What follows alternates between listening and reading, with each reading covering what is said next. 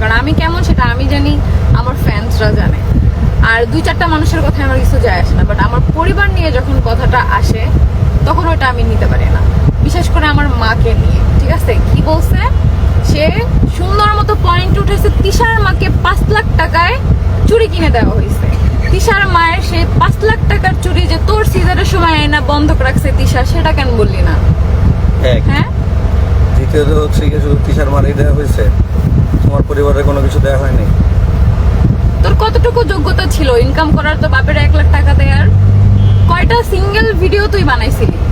কয়টা single video তোমরা দেখাইতে পারবা যে আখি বানাইছে? কয়টা ভিডিও, যে কয়টা ভিডিওতে দেখো বলে বলে বলে বলে বলে বলে কতবার করে বলে বলে বানানো হয়েছে, একটু নিজে চিন্তা করে দেখো তো। কিভাবে তুই এই পয়েন্টটা লিখলি তিশার আম্মুকে? কেন এত ফোনে না সুন্দর আম্মুর সাথে নিজের আম্মু, কথা? নিজের আম্মু, আমার আম্মু, আমার মা এখন যখন তিশার আম্মু।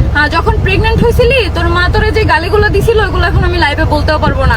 আমার মা ঠিকই তোর বাচ্চার জন্য ছোট ছোট ড্রেস নিয়ে আসছে, কই সেই পয়েন্ট তো তুললি না? কেন তুললি না? তোমরা ব্লগ দিও, অ্যাক্টিভ থেকো। আমরা ব্লগ সব সময় দেই আপু। কালকে পরশুদিন একটু অসুস্থ ছিলাম, এই জন্য হচ্ছে ব্লগ দিতে পারি না। বাট পয়েন্ট হচ্ছে যখন এই কথা উল্লেখ করলি তিশার মারে চুরি কিনে দিছে, তখনই বলছে আমার বাবাকে। তোর কোন যোগ্যতায় তোর বাবাকে 1 লাখ টাকা দিছি? তুই ইনকাম করছিলি? কোন প্রমোশনের কাজটা তোর জন্য আসছে বলতে পারবি? তুই তো জানোস। হ্যাঁ, এখনো পর্যন্ত প্রমোশনের যতগুলা কাজ তোর জন্য আটকে আছে। তারা বলছে একটা ভিডিও যখন আখিরে দিয়ে দেওয়াইছি, সাথে সাথে তারা বলছে আমার কাছে কয়টা স্ক্রিনশট আছে, কয়টা দেখবা, যে না আপু তুমি ভিডিও দিবা, আখি আপুর থেকে ভিডিও নিব না। আর কে নাকি কমেন্ট করছে যে হচ্ছে তিশার পুরো পরিবার রায়না নিয়ে বাসায় রাখা হয়েছে। প্রথম কথা হচ্ছে ম্যাক্সিমাম ইনকাম তিশার নিজের, ম্যাক্সিমাম যদি বলি যে হচ্ছে গিয়া টাকা 10 লাখ ইনকাম হয়েছে, ওই 10 লাখের ভিতরে সেটার প্রাপ্য, একদম প্রাপ্য ইনকাম যদি বলি 60% ইনকাম, মানে 6 লাখ টাকা অন্তত পক্ষে তিশার নিজের প্রাপ্য। আমি আমার ক্যামেরার সামনে খুব একটা দেখো না, এই পেজ শুরু করা, এই চ্যানেল শুরু করা একদম শুরু থেকে, গোড়া থেকে আমি ছিলাম।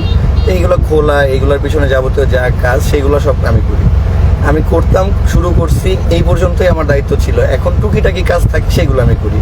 তো এখানে আমার রেসপন্সিবিলিটি নাই। যদি টাকার ভাগ হিসাবও করি, যে ভাগের হিসাবে আসি, আখি এমন ছিল আগে বুঝছি আসলে তিশা আপু দোষ, সে আখিকে অনেক প্রায়োরিটি দিয়ে ফেলছে, এটাই সত্য।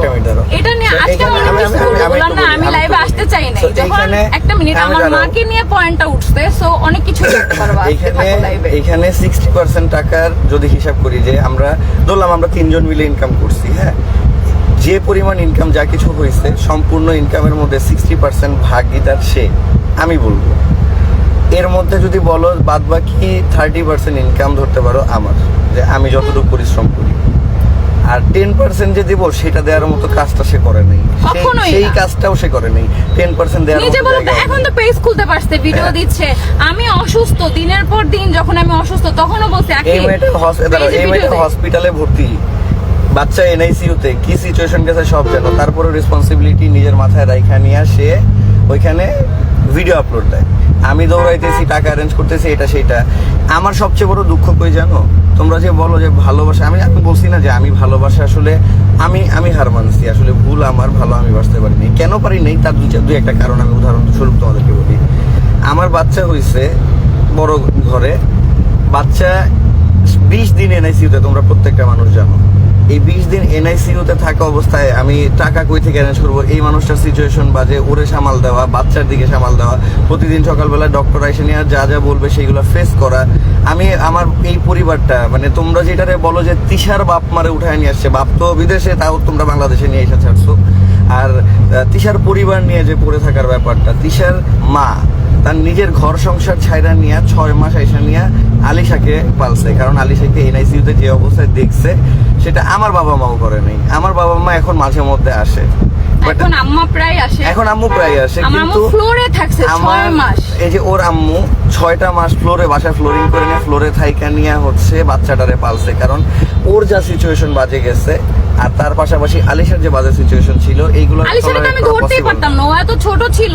ও 2800 গ্রাম হইছে, এনআইসিইউ থেকে বের হইছে 1900 গ্রাম, এতটুকু আমি ধরতেই পারতাম না। আর তার মধ্যে ভিডিওতে আমার এত এফোর্ট এই মানুষটা এখন কথা হচ্ছে টাকার ভাগ যদি করে নিই আমরা, হ্যাঁ টাকার ভাগ যদি করে নেই, যেই মাসে চুরি কিনে দেওয়া হয়েছে সেই মাসে আমাদের টাকা আসছে হচ্ছে টোটাল 18,70,000 এরকম।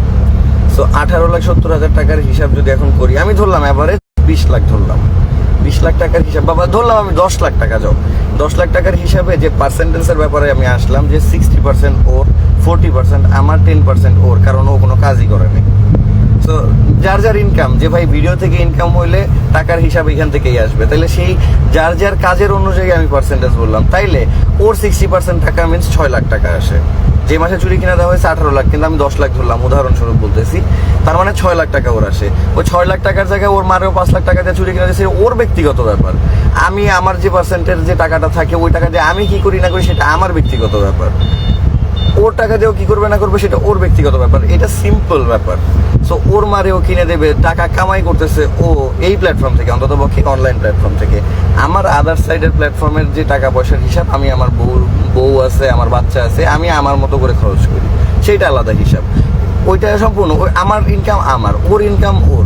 এই পেজ, এই ইউটিউব চ্যানেল, এগুলো দাঁড়া করানো, এইগুলো সব কিছুর পিছনে যে পরিশ্রম, যেটা আমার আর তিশার দেয়া আছে, এইটা মানে ওর তার কোনাকাঙ্ক্ষিত পরিমাণ আজ পর্যন্ত দিতে পারে নাই।